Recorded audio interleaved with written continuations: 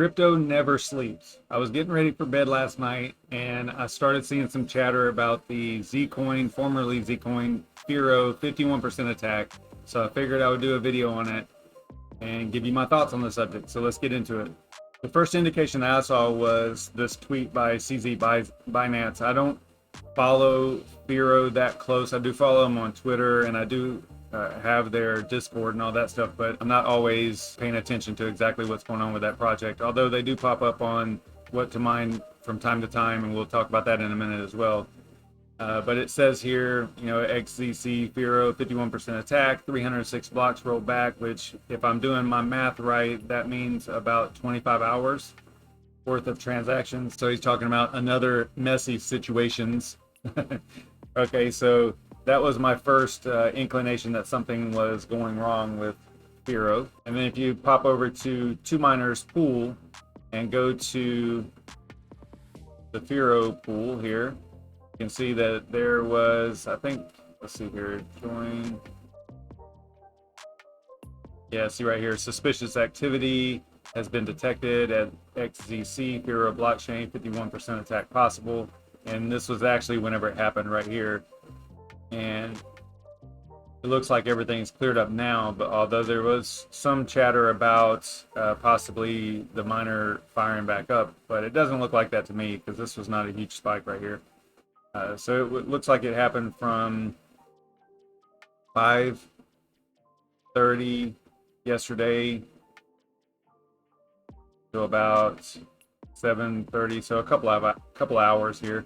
They say that payouts are stopped until the network stabilizes. I think they increased it. Yeah, they increased it to 1,000 blocks before. That's just the amount of block confirmations required for like payouts and everything. So then on Twitter from Firo themselves, they pinned a tweet from yesterday, I believe. Yep, January 19th. We are under 51% attack at the moment. We recommend not to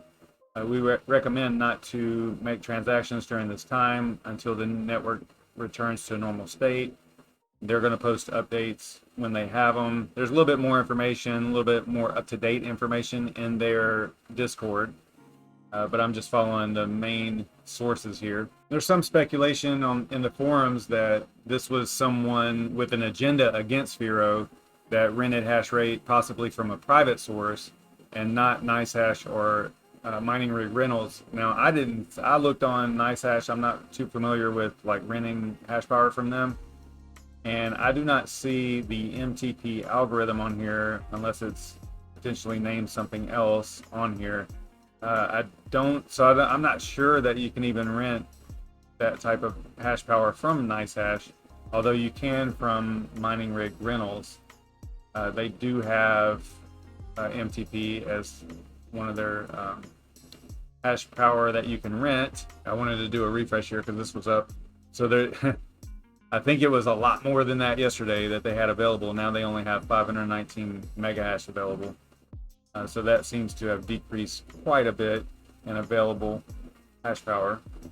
And that's why some people are saying that it seemed like it was a private pool that was rented, a private farm that was rented in order to make this attack possible. There's some people that are saying that the attack started right after this Ask Me Anything with Binance that was on, I believe this was the 18th at 4:46 a.m. Now that, let's see, at 10 a.m. UTC. So this is what they were saying was the attack actually started like right after this. I don't know what relevance that has, but if that's true, then it seems like maybe something that was said in this AMA. I wasn't in the AMA, so I don't know exactly what was said, but it seems odd that they would mention that it started right after the AMA. So I don't know if they are sure about a double spin yet. I don't think that they've done the analysis to determine if there was a double spin or if there's going to be. I don't think that information is available yet.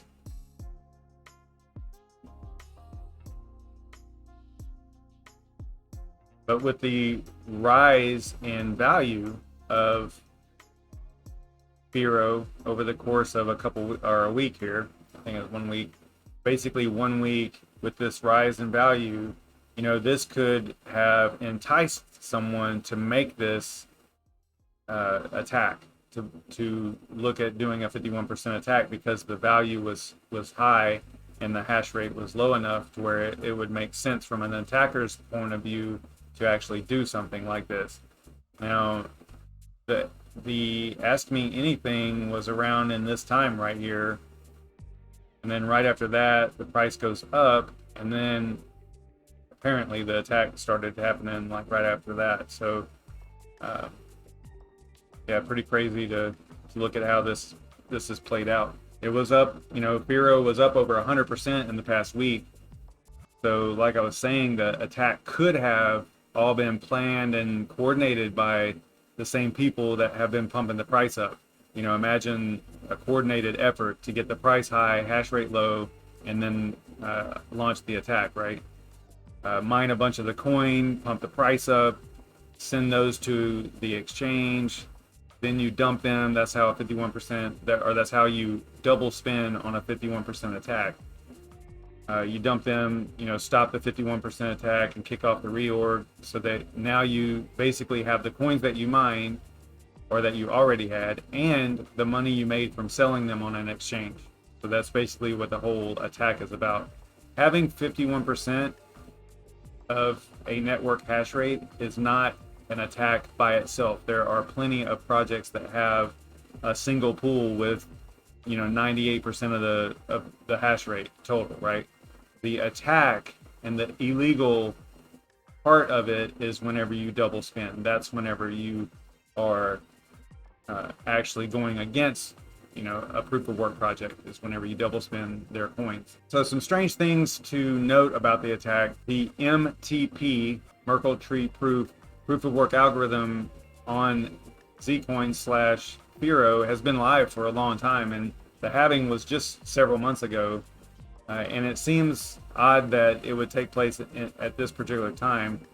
It also seems odd that the attacker already had a substantial amount of Firo in order to pull off such a damaging reorg. They already had the coins. It wasn't like they were mining it just for a short amount of time and then dumped it. It seems like they already had those coins. And as I was talking a little bit about earlier, the biggest protection against 51% attacks has been that the Firo network hash rate was high enough and there wasn't enough rentable MTP hash rate available for someone to purchase and launch the attack.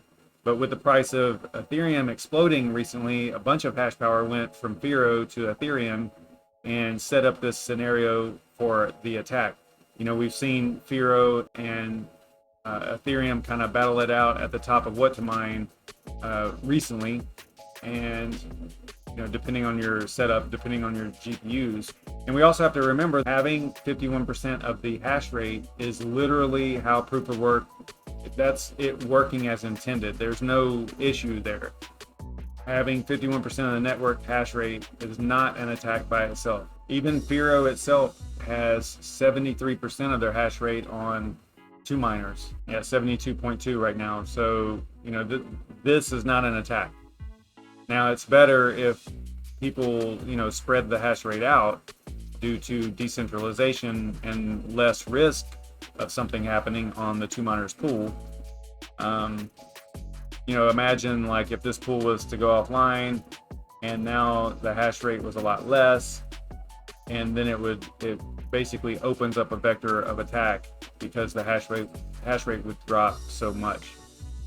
So all these things, are things you have to think about whenever you're talking about network hash rate and 51% attacks. So what is the way ahead? How do we prevent this in the future? And this is kind of funny, not funny haha, but funny ironic, I guess you could say, because on their roadmap, the very next thing that they were going to implement is chain locks, which chain locks utilize Firo's masternode network to protect against 51% attacks.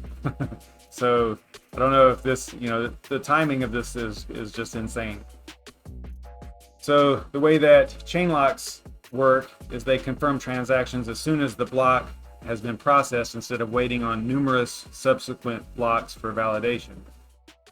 So this is something that they're implementing. I believe that there was something else. Instant send might help as well. Those are the two main things. There's also Avalanche that they were working on.